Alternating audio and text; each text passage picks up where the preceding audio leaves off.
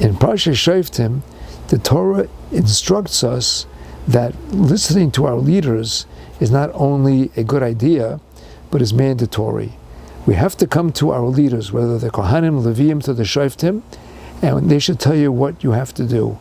And not only that, the pasuk which says, Perek Yud Zayin pasuk Yud Aleph, Al pi haTorah asher yerucha, ve'al hamishpat asher yomer lecha ta'aseh, lo sosum en hadavar asher yagidu lecha yamin u'smol. A very, very firm pasuk. Whatever they tell you, you cannot deviate one bit. Rashi has something quite interesting to say, which is brought down by all the Mefarshim, and is rather enigmatic. Rashi says, why does the Torah use the lashon of yamin u'smol? I'll quote Rashi, Afilu omer lecha al yamin shehu smol, al smol shehu yamin, you have to listen to the shofet, or to the leader. V'kol shkein, she'omer lecha al yamin yamin, v'al smol smol. So that is difficult to understand. What does it mean when they tell you that you should go from yamin small, small yamin? What does that mean? What does that mean? So a very, very classic perush on that, quoted here by a person called Pesach Eliyahu Folk, Sefer called Magze Eliyahu, from Gateshead. Lo yosu min hadovar shegidu lecha yamin u'smol. Okay, and he quotes Rashi. What does that mean? So if somebody tells you, go down that block over there, and the bakery's on the right side. So your obvious question is, which direction are you coming from? You're coming from this end of the street or that end of the street? The right-sidedness of the bakery depends on which end of the street you're going to enter the street. Everything depends on where you're pointing your view. So therefore, he says here, that is certainly true about anything that our Chachamim tell us to do. Whatever they tell us to do, you have to change your viewpoint in order to see the proper direction in which to view it. To see from the proper viewpoint. And what is the proper viewpoint? The proper viewpoint is what they teach you to do from the Torah, to see things from the proper angle. Now, while Folk brings down two examples of how to approach things from a Torah viewpoint, how you see things al pi haTorah. Some years ago, they found animal bones, dinosaur bones, or certain types of animal bones, in the ice cap in the northern part of the world, where it's completely icy all year round. All the scientists were perplexed by this. How's it possible that there were animal bones in this area which never was a place that animals lived? And they all started to come up with various theories as to how that happened. It's a malbim. It's a malbim in Parshas Noach. Listen to this. I was quite intrigued by this. That after the Mabul, HaKadosh Baruch Hu changed the matzav of the world. Those things which used to be at the equator were moved up north, and those things which were up north were moved down to areas of habitation towards the center of the world.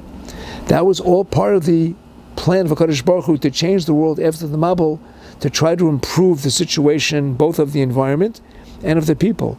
So therefore, south became north and north became south. There's your right and your left.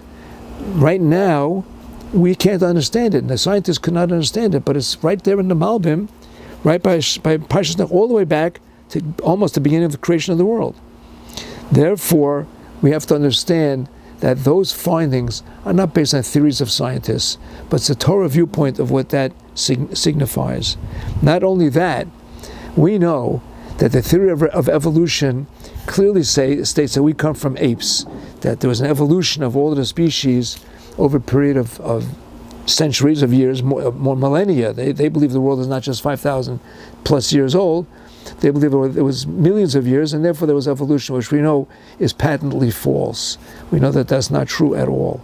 Kadosh Baruch Hu created the world exactly as it says in Ma'aseh Bereshis. Now, listen to this. I did not know this medrash, which refutes that theory.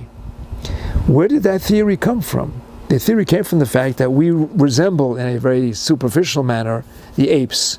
We look the same. We have 4 arms and limbs, and we have a certain appearance to them, and some of the behavior that they manifest is similar to human behavior. So they think that people came from apes. However, the Medrash in Parshas Noach, again in Parshas Noach, says, in the Dor HaFloga, after the Mabul, many people, and it says this clearly in the Medrash, HaKadosh Baruch Hu punished the Dor HaFlaga, and many people were turned into apes.